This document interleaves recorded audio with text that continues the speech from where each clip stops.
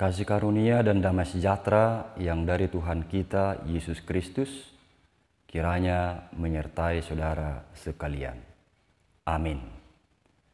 Firman Tuhan yang menjadi nas khotbah pada Minggu tanggal 10 Mei 2020 yang bertepatan pada Minggu Kantate dipilih dari kitab Wahyu 12 ayat 10 sampai dengan 12. Saya akan membacakannya untuk kita. Dan aku mendengar suara yang nyaring di surga berkata, "Sekarang telah tiba keselamatan dan kuasa dan pemerintahan Allah kita, dan kekuasaan Dia yang diurapinya, karena telah dilemparkan ke bawah pendakwa saudara-saudara kita yang mendakwa mereka siang dan malam di hadapan Allah kita. Dan mereka mengalahkan Dia oleh darah anak domba dan oleh perkataan kesaksian mereka, karena mereka tidak mengasihi nyawa mereka sampai ke dalam maut. Karena itu bersukacitalah, hai surga dan hai kamu sekalian yang diam di dalamnya. Celakalah kamu, hai bumi dan laut, karena iblis telah turun kepadamu dalam geramnya yang dahsyat, karena ia tahu bahwa waktunya sudah singkat." Demikian firman Tuhan.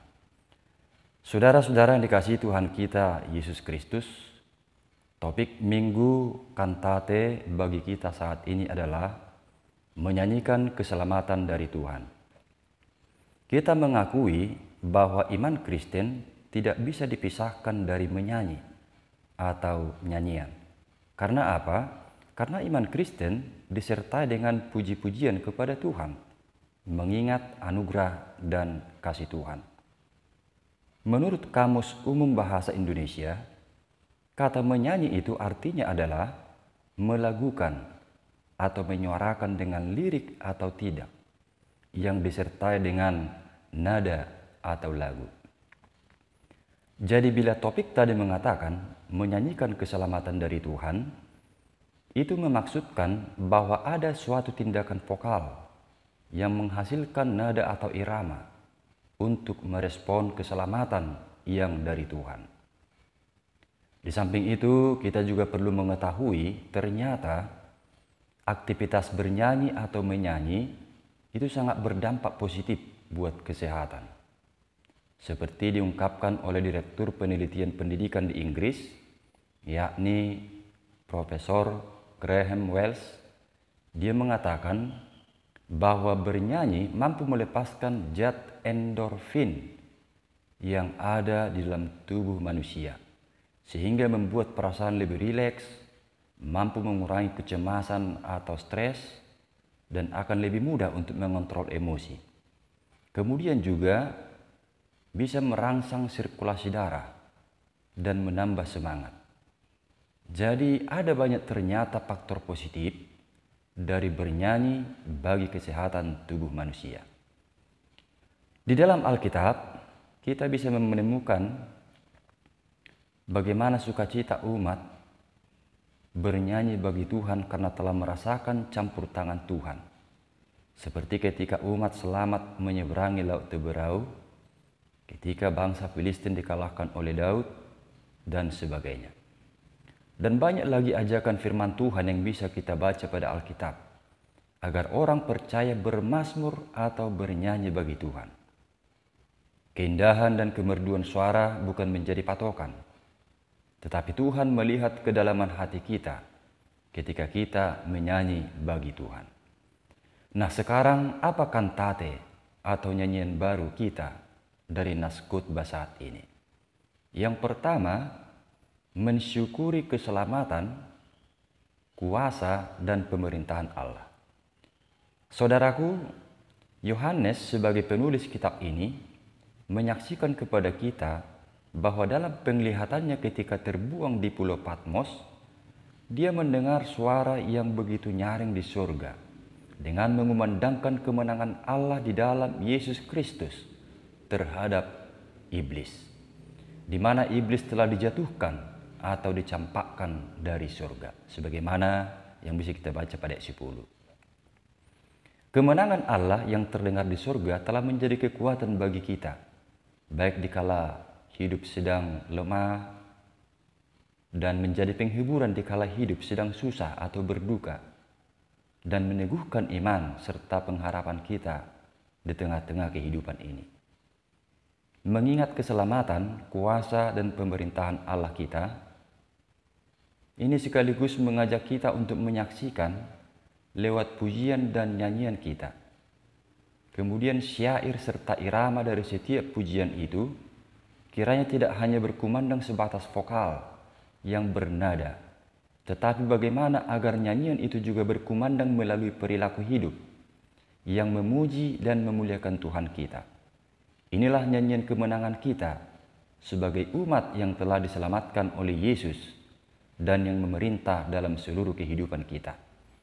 Yang kedua, darah anak domba dan kesaksian iman menjadi benteng yang teguh untuk mengalahkan segala godaan iblis, sebagaimana yang boleh kita baca pada ayat 11. Saudaraku, Yesus adalah anak domba Allah yang telah mengalahkan iblis.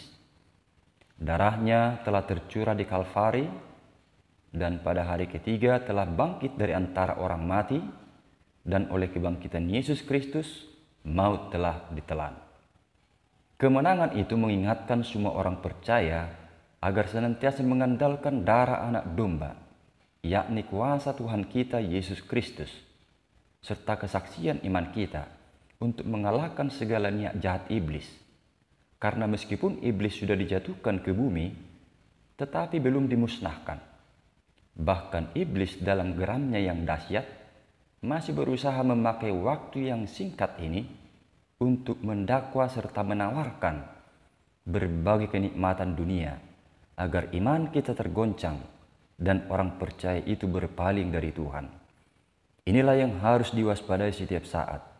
Tetapi kita tidak perlu khawatir, karena kuasa Yesus itulah yang melindungi dan menjaga kita, serta kesaksian iman kita itu juga menjadi senjata yang ampuh untuk mengalahkan berbagai godaan iblis, seperti saudara-saudara kita yang mati martir karena kesaksian imannya yang teguh pada Tuhan kita. Jadi orang yang berkantate sama halnya telah menjadikan kuasa Yesus dan kesaksian imannya sebagai benteng untuk mengalahkan segala godaan iblis yang setiap saat bisa memakai kesempatan untuk menggoda hidup kita, baik di saat susah ataupun senang. Yang ketiga, bersukacitalah karena kita setia mengikut Yesus.